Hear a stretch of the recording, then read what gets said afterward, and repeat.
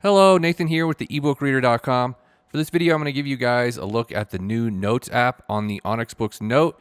This app is also available on the Onyx Max2. So this new Note app came with the 1.9.0 update for these devices.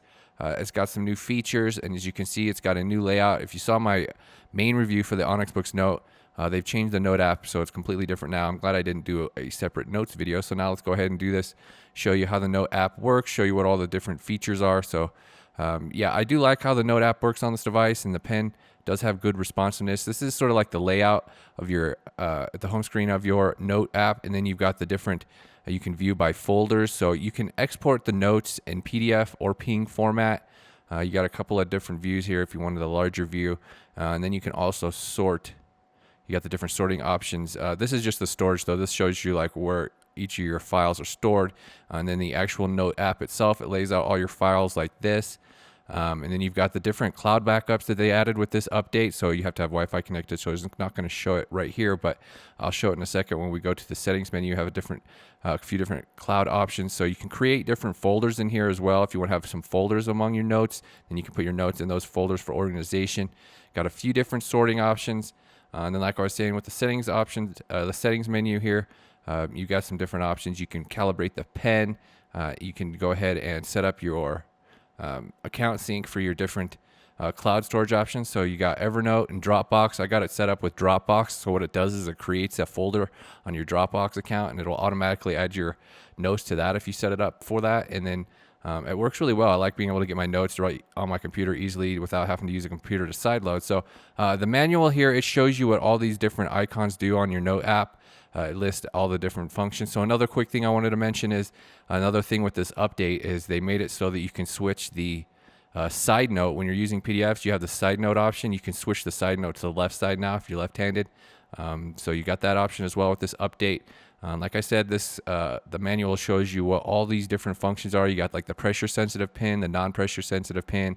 You got some different eraser options. Let's go ahead and show this stuff. You got some different templates. So this is just the lined paper. You can also load in your own templates. So if you wanted some background. So this is the pressure sensitive pen. As you can see right here, if you press lightly, you get smaller lines. And then this one is just a uniform line, the non-pressure sensitive pen.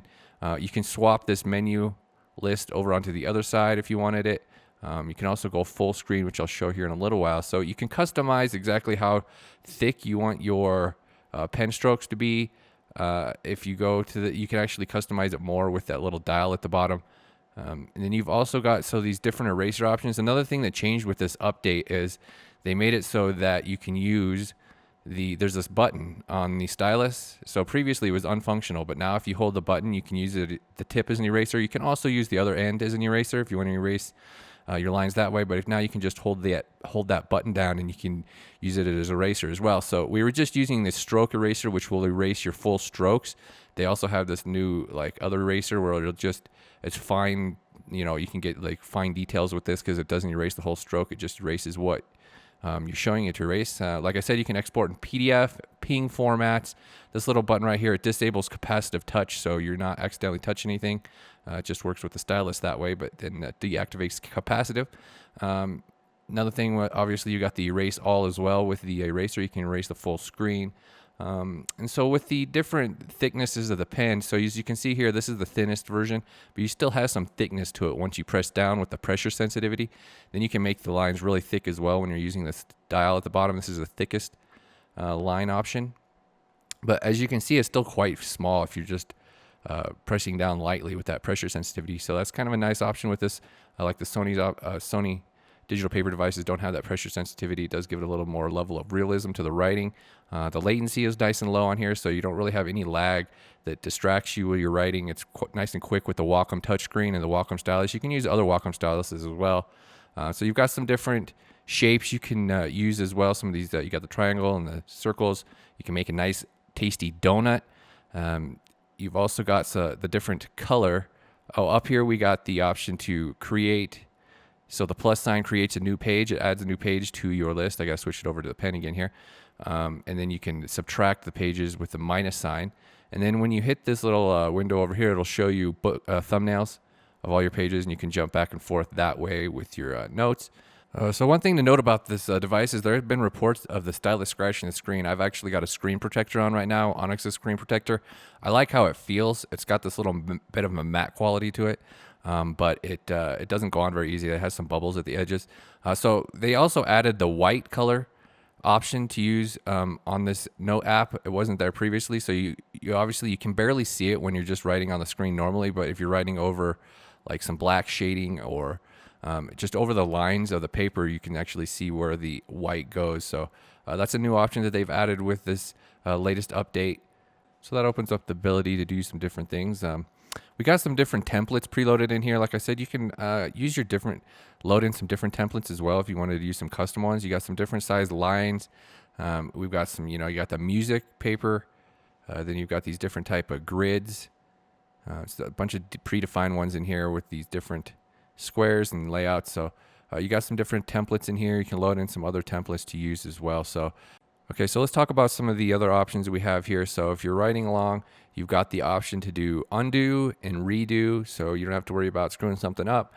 You've got this is the full page refresh. Sometimes you get some like After Effects over your writing, you can refresh it there. Got the save button, and then we've got full screen mode.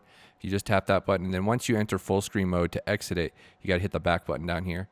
And then, okay, up here it shows you the title of your notes, and it'll show you your 6 most recent notes that you've accessed. You can jump back and forth quickly just by selecting them here. And if you long press on the entry here, you can change the name of your note. So the keyboard will pop up, and you can customize the name. You can also change the name from your main list of notes. And we've also got the option to use vector writing. So this is kind of strange. So if you write down here, it'll take it, put it up on the line, so it'll just keep going this way as you're writing or drawing or doing anything. You can also open up the keyboard and write text notes along with your handwriting. You can also have handwriting on the page with this, and then you've got the eraser button right here to go back. And then, like I said, you can use the keyboard to type on here as well, and then add that with. You can have the spaces right here. That's a space icon. So then you can have the drawing and the text together on the vector writing mode. And then that's the return button. So you'll go to the next line. So you just switch back and forth if you would like. Got the space bar.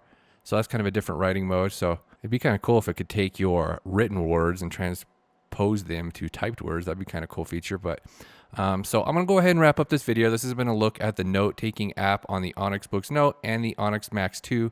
Check out the ebookreader.com for full reviews and all things related to ebook readers. Have a good day, folks. Bye.